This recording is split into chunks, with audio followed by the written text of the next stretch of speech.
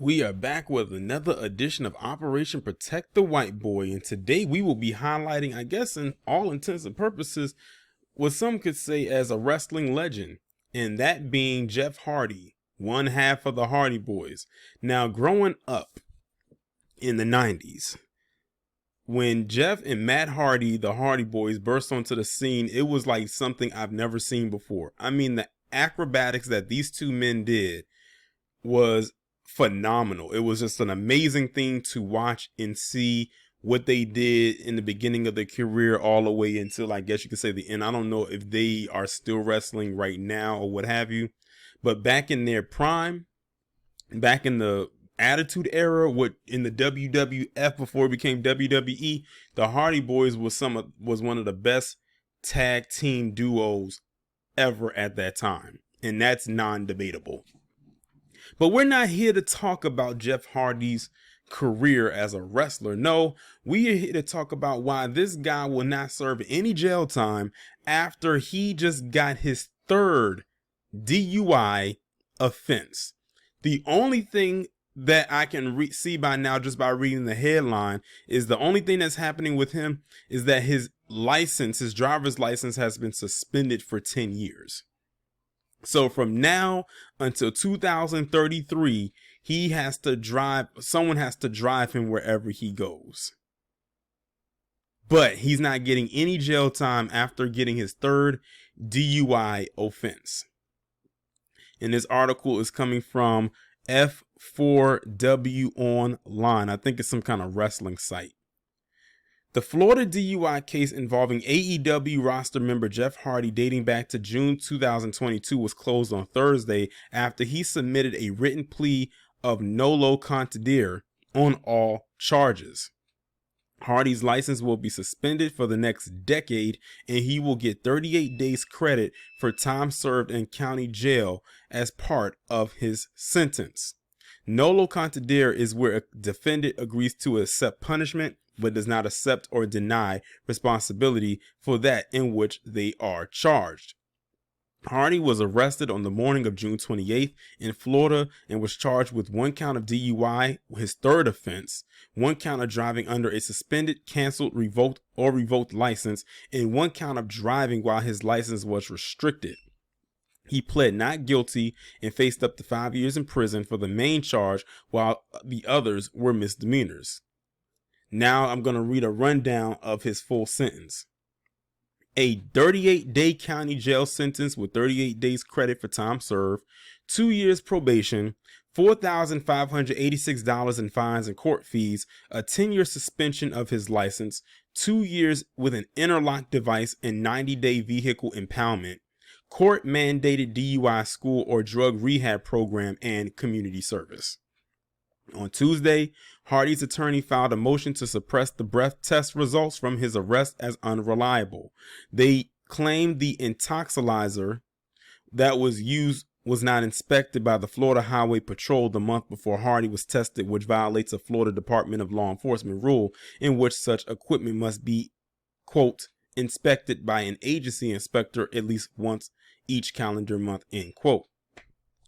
They also claimed the significant use exhibited significant signs of unreliability during tests and inspections, but was not fixed or removed from circulation. According to the police report, Hardy blew a .294 and a .291 as part of 2 tests, far above the Florida legal limit of .08. The conclusion follows a long and winding road of delays through the last 8 months. Hardy was immediately suspended by AEW after the arrest without pay and can only return to AEW upon successfully completing treatment and maintaining his sobriety. There has been no indication if Hardy is interested in returning to wrestling, and if so, any target date. Sounds to me like he's not ready to give up the habit. But you see that right there. He's getting no jail time for his third DUI offense.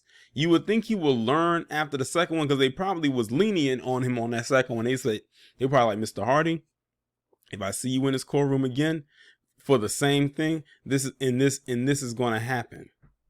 But in my opinion, he should have got some jail time. And the thing is, even if he did get jail time, it probably wouldn't have been that much. I mean, look at how lenient they were just on this alone. So they suspended his license for 10 years, which seems to be the most crucial punishment he's going to get. And he has to pay a fine, and, you know, some court fees and probation, go to rehab, and all these other things. I think it's safe to say that if there's anything that's going to keep him out of wrestling anymore, is most likely going to be this. Although I truly believe he should have retired years ago. I don't know if his brother is still attached to wrestling or whatnot, but if he is, he should retire as well. Their time in wrestling on a professional level, in my opinion, has come and gone. Because I think the Hardy Boys came into wrestling when they were like in their early 20s. So we're talking about, this was back in the 90s. Like the late 90s. Somewhere around that time. Like between like 97 or something like that. Like when they were in the early 20s when they got started in wrestling. So these guys are damn near closer to 50 than they are to 40. So if I was them, I would just go ahead and give it up, because I know it would be hurting their bodies to try to continue to do them acrobatics that they still do, that they used to do back then. Those who watched it knew that it was a spectacle.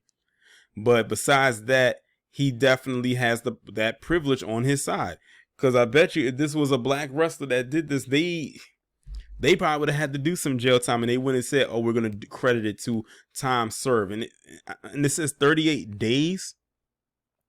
38 days. So if he did do any time, based on what I'm reading, if I'm reading this correctly, 38 days, which means he only did what, a month and like a week. What is that? I guess they figure, oh, well, he didn't kill anybody, or at the very least hit anybody that caused any kind of injury that could have been either life-threatening or life-altering. So we're just going to throw this little whatever at him. Let's just take away his license for 10 years. So that means it's a possibility that he'll drive around, or he'll get ridden around while under the influence. He's going to piss somebody else off.